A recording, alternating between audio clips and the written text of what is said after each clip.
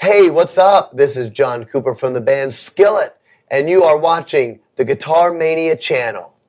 Yes! If you're sick, if you're sick, if you're sick, if you're sick of it. If you're sick, if you're sick, If you're sick of it!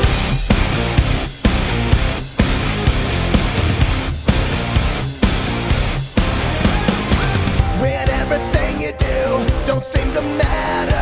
You try, but it's no use. Your world is getting blacker. When every time John, you welcome to fail, Vienna. Congratulations to your new album, Rise, which we understand is doing quite well in Thank you. the American Billboard charts. Yes, thank you so much. Great to be here. It's our first time in Austria today. First time. First time ever. So glad to be here. How exciting. Yeah. Cool. Yeah, it's good to have you here in Austria.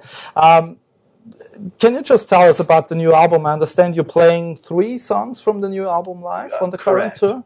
Yep. Yes, I'd love to tell you about the new record. We are playing 3 songs tonight. It was a little hard to know which songs to do. Choose, yeah. Yeah, but this is our 3rd show on the Nickelback tour, and we've never toured with Nickelback either, so it was a little bit, wanted to see what their audience was like. And side note, I'm thrilled that Skillet fans are coming to the show. I didn't know how many people knew us at all. So I'm thrilled that there's some people out here that know us. Thank you so much.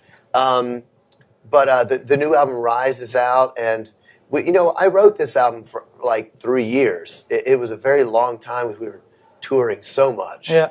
And so I wrote a bunch of songs, and we ended up choosing the songs, and we recorded a concept record. And it's our first concept album, and it's telling a story of your typical teenager today coming into adulthood. Right. And being faced with how tragic this world is and very desperate times and dark. In America, we're experiencing especially a lot of violence with young people, kids, killing other kids, and high school bullying and bombings and lots of terrible things. And so this is a story about a teenager being faced with how crazy the world is becoming and looking for hope and rising above all this darkness. So basically a very positive message. I would say so, yes. I believe it's an inspiring record. It's meant to say, yes, it's dark times, but there is hope. And it's a story of how this individual finds hope in God, and it kind of gives him purpose, and all of a sudden he realizes that life is worth living, by the end of the record. So, yeah. Let's go straight into the songwriting for the new album. I read somewhere that you wrote more than 60 songs. Oh, yes.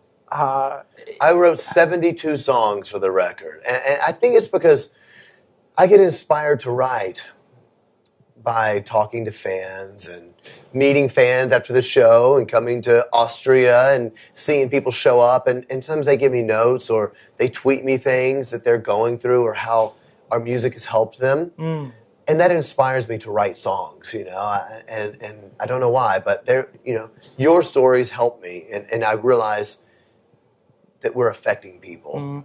So music to me is all about writing something that brings us together. You and me, we connect.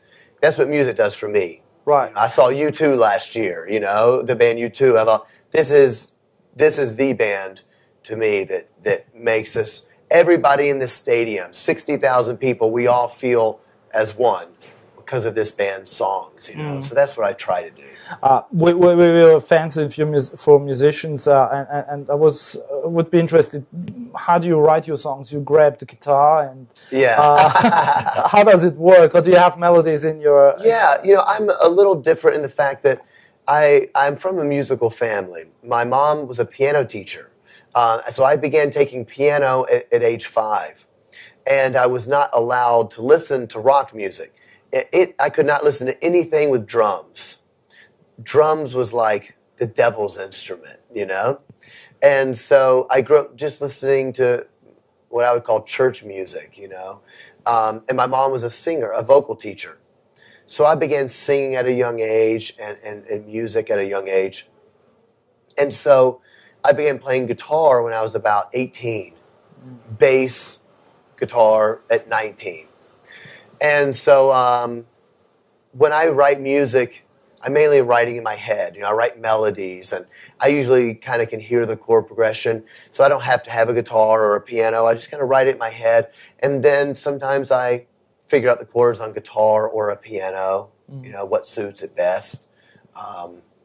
And do you cooperate with other songwriters? I mean, your wife, I do. for instance? Or yes, that's right. My wife, Corey, is our keyboard player, and she plays guitar as well in the band. And she is an absolutely awesome keyboard player, wonderful piano player. And so she's very good. Sometimes I'll write something and I'll show it to her and with the chords, and she might change the chord progression a little bit. Because she's very good. She's very, what I would call, she knows a lot of the theory behind the music, and so she's very calculated. She'll change it up. We write great music together, and I do write with other writers as well. Right, okay. I understand that at the moment you're playing the bass guitar. Yes. Can we go a bit into the equipment that you're using at the moment? I am a terrible guitar player. But I won't believe that. Believe me. And when I started playing bass, I was like, "Oh, this instrument makes sense to me." I think it's because guitar strings are so small, and your fingers are so, and bass you can just thud on it. So I love bass, and interesting. I can't sing and play guitar very well, but I can sing and play bass without a problem, right? So bass feels very natural to me. I play a BC Rich that I really like, and I like it because it's very. I'm a very aggressive bass player. I'm not probably very tender. I don't know if I'm doing it right, but I'm not tender. I'm like Gene Simmons, right, from Kiss, or Nikki Sixx, Motley Crue, and so I love my BC Rich because of that. It's very big and it's heavy, and I can just. Was it custom made for you? No, it wasn't. No, but I actually really liked this guitar, and I wanted it for a video shoot, but I didn't have it yet. This bass guitar, and so I called the company, and they said, "Well, who are you endorsed with?" And I said, "No one." They said, "Well, we'll send you one out, and if you like it, you can be endorsed by BC Rich." So that's how I started, and I just liked the bass guitar. And what about the amplifier? Amplifier, I've used several different things. I love Ampeg.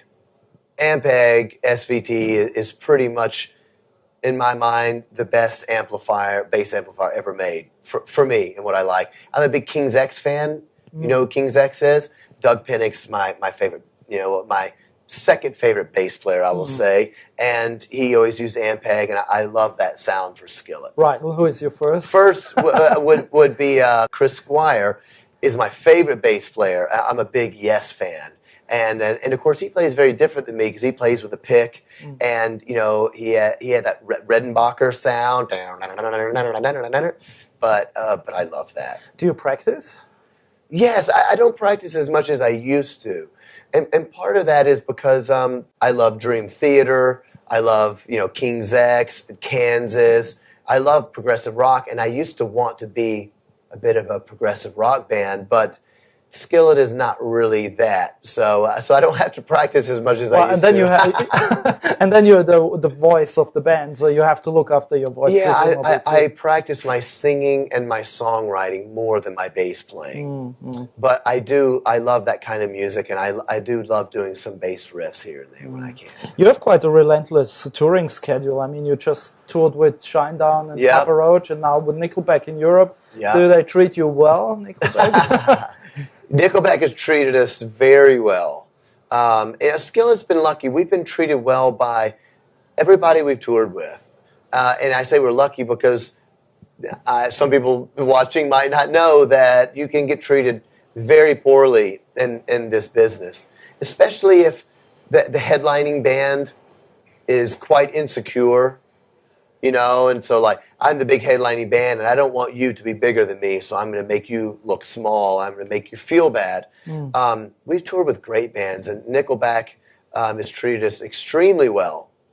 But you know what, also, I think it goes both ways. Also, I think we're an easy band to work with because we're not arrogant, and sometimes you have opening bands that would, come in and kind of think, I should be bigger than Nickelback. They're no good. And sometimes opening bands can be that way, and it causes this thing. People treat each other bad, but we treat the bands good because we're all out here doing it together. And it's all about the fans, and it's all about doing a great show that the fans leave and they say, I want to come back. I'll pay money to see that again. Yeah. So hopefully everybody's treating each other good. So for you, Europe is quite a sort of a new ground. Yes. And well, good luck for your touring in Europe. Thank you so much. We hope to see more of Skillet on I hope so.